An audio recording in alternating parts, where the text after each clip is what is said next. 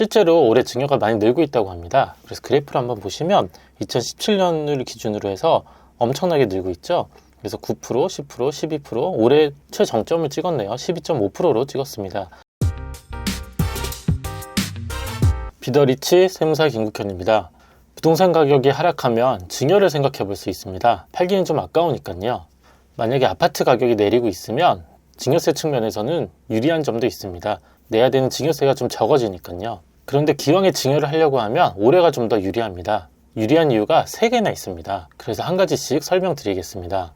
실제로 올해 증여가 많이 늘고 있다고 합니다. 그래서 그래프를 한번 보시면 2017년을 기준으로 해서 엄청나게 늘고 있죠.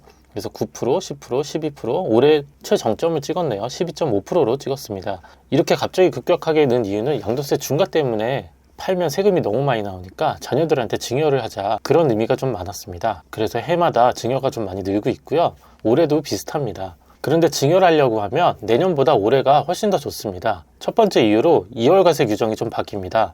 2월과세에 대해서 좀 더 자세한 내용은 다른 영상에서 설명해 놓은 게 있습니다. 그걸 한번 참고해 보시고요. 그래도 간단하게 설명드리겠습니다. 배우자나 직계존비속, 그러니까 부모님들한테 증여받은 토지나 주택 같은 부동산을 받으면 5년 이내에 양도를 하면 양도소득세 취득가액을 증여한 사람의 취득가액으로 봅니다. 말이 어렵죠? 그림을 한번 다시 보겠습니다. 20년 전에 남편이 토지를 1억에 취득을 했었고 최근에 6억에 팔라는 사람이 나타났습니다. 그런데 팔기 전에 배우자한테 6억에 증여를 하는 거죠. 배우자한테는 증여세가 6억까지는 나오지가 않습니다. 그래서 증여세는 안 나오고 배우자가 팔라는 사람한테 팔면 되겠죠. 근데 6억에 팔고 배우자가 받은 6억이 취득가액이 되니까 또 양도세가 나오지 않습니다. 이렇게 부동산을 팔기 전에 배우자한테 증여를 하면 양도소득세가 적게 나옵니다. 이거를 이용하는 거죠. 그래서 세무서가 이러지 말라고 합니다. 그래서 5년 이내에 증여한 것은 남편이 취득한 1억으로 양도세를 계산한다는 말입니다. 팔라는 사람이 나타났을 때 좀 전에 5년 이내에 증여를 한 거는 요 취득가액으로 보지 않고 예전에 남편이 산 1억으로 양도소득세를 계산한다는 것입니다. 그런데 이게 내년부터 또 바뀝니다. 이 팔기 전에 5년이었는데 이게 10년으로 바뀝니다. 엄청나게 늘어나죠. 파는 시점을 기준으로 10년 내에 증여한 재산이라고 하면 이 증여 금액을 취득가액으로 보지 않고 예전에 샀던 금액을 양도세 계산할 때 취득가액으로 본다는 겁니다. 그러니까 5년과 10년이 아주 큰 차이가 나서 결론적으로 증여를 하고 나서 양도를 하려면 10년을 기다려야 된다는 소리입니다. 안 그러면 세금이 많이 나오니까요. 다행인 것은 2022년까지 증여할 때는 5년을 적용을 하고요. 2023년 1월부터는 10년을 적용한다는 겁니다. 그래서 만약에 증여를 고려하고 계신다면 2022년까지 증여를 서두르는 게 미래 양도 시점을 위해서는 더 유리합니다. 그리고 올해 증여해야 되는 이유 두 번째, 취득세가 바뀝니다. 증여할 때 취득세가 있는데요. 이것도 결론부터 말씀드리면 내년에 증여를 해서 취득세를 내면 세금을 더 많이 내야 됩니다. 그래서 아파트를 예를 들어 볼게요. 아파트를 증여를 한다 그러면 얼마로 해야 될지가 문제입니다. 매매를 하는 경우에는 매매 금액이 있어서 그 금액을 기준으로 세금을 계산하면 되는데 증여의 경우에는 부동산을 증여하는 거니까 그 부동산이 얼마인지가 중요합니다. 그래야 세금 계산이 되거든요. 그래서 아파트 증여 가격에 증여세율을 곱해야 되는데 가격을 어떻게 정해야 되는지가 문제입니다. 그래서 좀 더 어려운 말로 해보면 과세표준이라는 금액에다가 세율을 곱해서 세금이 나오는데요. 과세표준이란 말도 좀 어렵죠?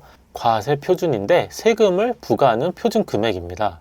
그래서 좀 전에 말씀드린 것처럼 매매를 하면 이 과세표준이 매매 금액이 되지만 증여를 하면 부동산밖에 없으니까 이 과세표준 금액이 없습니다. 그래서 이 과세표준 금액을 정해야 되는데요.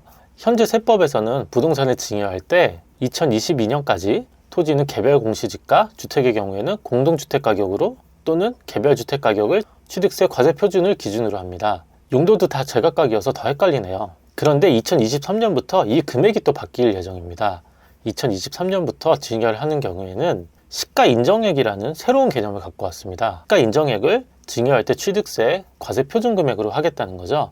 그래서 증여 금액이 얼마인지 정할 때 원래는 증여할 때 부동산의 경우에 개별 공시지가나 공동주택 가격을 사용을 했었는데 내년부터는 시가인정액이라는 거를 쓴다는 겁니다. 그래서 시가인정액이란 매매 사례가액, 감정가액, 공매가격 등 시가로 인정되는 가액으로 취득일 전 6개월, 취득 후 3개월 이내의 기간에 매매가 됐다고 하면 그 금액을 시가인정액으로 씁니다. 간단하게 말하면 매매된 사례가 있으면 그 금액을 그대로 쓰겠다는 거죠. 무슨 말인지 또 어려우니까 예를 한번 들어보겠습니다. 부동산 가격이 떨어지니까 아파트 한 채를 증여해야겠다 이런 생각을 한 거죠. 그래서 시가가 10억 정도 된다고 합니다. 이 시가 10억은 5개월 전에 매매된 금액이 있었나 봐요.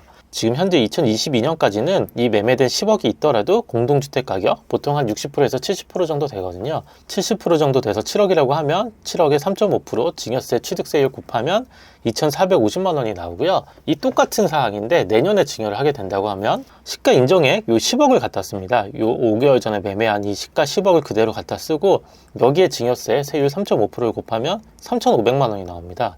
그래서 올해 증여하지 않고 내년에 증여하면 시가 인정액이란 걸 쓰게 돼서 세금이 1,000만 원이 차이가 납니다. 똑같이 증여를 해도 세금이 1,000만 원이 늘어나는 거죠. 그래서 증여세 취득세가 아주 많이 늘어나서 올해 증여하시는 게 더 좋습니다. 그리고 올해 증여해야 되는 세 번째 이유가 있습니다. 세 번째는 조정대상 지역 해제 효과입니다. 서울 수도권 일부 지역을 제외하고 조정지역이 많이 해제가 됐습니다. 작년에 비하면 대부분 해제가 됐죠.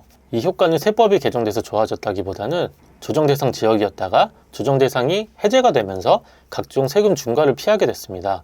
증여세에서도 있었는데요.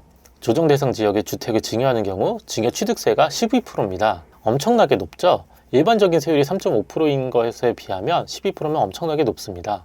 왜 그렇게 해놨을까요? 아까 그래프를 보셨겠지만 양도소득세를 중과시켜 놓으니까 사람들이 증여를 많이 하게 됐습니다.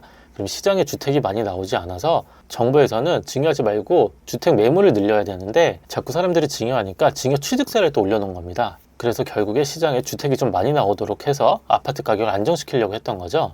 결국에는 사람들이 증여만 해서 증여세 취득세를 대폭 올려놨습니다. 현재는 아쉽게도 증여세 관련해서 개정된 사항은 예고된 게 없습니다. 하지만 방금 말씀드린 것처럼 조정지역이 해제가 되면서 조정대상 지역이 아닌 주택을 증여하는 경우에 취득세를 12%가 아니라 3.5%를 적용받을 수 있습니다. 이것도 예를 한번 들어보겠습니다. 같이 보시면 2020년 8월 12일 이후 조정대상 지역 이내에 3억 이상 주택을 무상 취득할 때 12%의 세율을 적용합니다. 무상 취득이라는 말이 좀 어려운데요. 증여하는 거죠. 증여를 하면 12%의 세율이 적용이 되고 1세대 1주택자가 소유주택을 배우자나 직계 존비속에 증여한 경우에는 3.5%입니다. 그러니까 한 주택을 갖고 있다가 증여하는 경우에 3.5%지만 조정대상 지역에 두 개를 갖고 있다가 하나를 증여하려고 하면 12%를 적용한 거죠. 그래서 현재 조정 한 채와 조정 한 채 두 채를 갖고 있었다고 보면 조정 아파트 하나를 자녀한테 증여를 하려고 하면 조정대상 지역이니까 12%의 세율이 적용이 됩니다. 그런데 원래 조정대상이었다가 한 채가 조정대상에서 해제가 됐다고 한번 보면요. 조정 한 채를 갖고 있고 비조정이 한 채가 된 거죠. 그럼 이번에는 비조정 대상 지역의 아파트를 증여할 수가 있습니다. 증여를 하면 12%가 아니라 3.5%를 적용받는 거겠죠. 결국에는 조정지역이었다가 조정지역이 해제가 되면서 취득세 중과 12% 됐던 게 3.5%로 되는 효과를 볼 수가 있습니다. 여기까지 정리를 다시 한번 해보겠습니다. 2023년이 되기 전에 증여해야 되는 이유 세 가지가 있습니다. 이월과세 규정이 바뀌면서 5년이 10년으로 대폭 늘어납니다. 두 번째는 증여세 취득세가 올라갑니다. 그래서 시가 인정액이라는 새로운 개념이 생겨서 시가대로 증여세를 계산하게 됐습니다.